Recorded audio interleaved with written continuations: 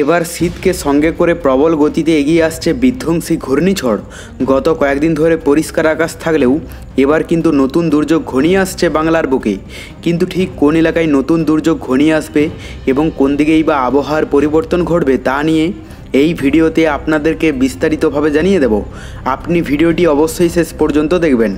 ভিডিওটি ভালো লাগলে একটি লাইক করবেন, আর এইরকমই লেটেস্ট ও হেল্পফুল ভিডিওগুলি সবার প্রথম দেখার জন্য আমাদের চ্যানেলটিকে সাবস্ক্রাইব করে পাশের বেল আইকনটি বাজিয়ে দেবেন। চলুন এক নজরে দেখে নেওয়া যাক। আন্দামান সাগরে নতুন করে তৈরি হওয়া একটি ঘূর্ণাবর্তকে ঘিরে আবহাওয়ার পূর্বাভাসে উদ্বেগ বেড়েছে।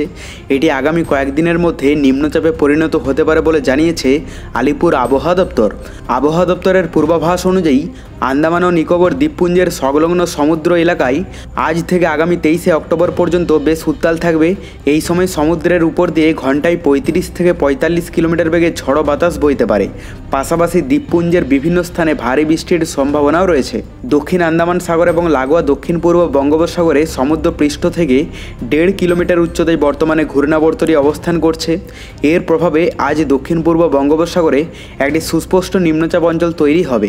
এরপর এটি পশ্চিম উত্তর পশ্চিম দিকে অগ্রসর হবে এবং 48 ঘন্টার মধ্যে আরও শক্তিশালী নিম্নচাপে ঘনীভূত হতে পারে।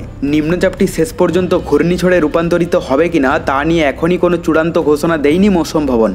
আবহাওয়াবিদরা জানিয়েছেন, নিম্নচাপে পরিণত হওয়ার পর এর গতিপথ এবং শক্তি বৃদ্ধি কেমন হয় তার উপর ঘূর্ণিঝড়ের সম্ভাবনা নির্ভর করছে।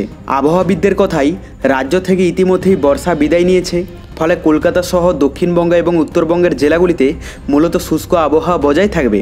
আকাশ আংশিক মেঘলা থাকতে পারে, কিন্তু বৃষ্টির বড় কোনো সম্ভাবনা নেই। তবে চলতি সপ্তাহের শেষে শনি ও রবিবার সমুদ্র তীরবর্তী দক্ষিণ 24 পরগনা ও পূর্ব মেদিনীপুরের দু একটি জায়গায় বিচ্ছিন্নভাবে সামান্য বৃষ্টির দেখা মিলতে পারে। এদিকে বাংলাদেশের কথা বলতে গেলে প্রাকৃতিক কারণে বৃষ্টিবলয় আখির সময়সীমা কিছুটা পরিবর্তন হতে পারে। হয়তোবা 2 দিন পেছনে যেতে পারে ও এর মেয়াদ বৃদ্ধি পেতে পারে, কিংবা একটি দীর্ঘতম বৃষ্টিবলয়ে পরিণত হতে পারে। আমরা এটি গভীরভাবে পর্যবেক্ষণ করছি, দ্রুত বিস্তারিত আপডেট দেওয়ার চেষ্টা করব। তার জন্য চ্যানেলটিকে সাবস্ক্রাইব করে রাখতে ভুলবেন না। আর ভিডিওটি প্রচুর পরিমাণে আপনার ফ্রেন্ডসদেরকে শেয়ার করে তাদেরকেও দেখার সুযোগ করে দেবেন। Bye bye guys.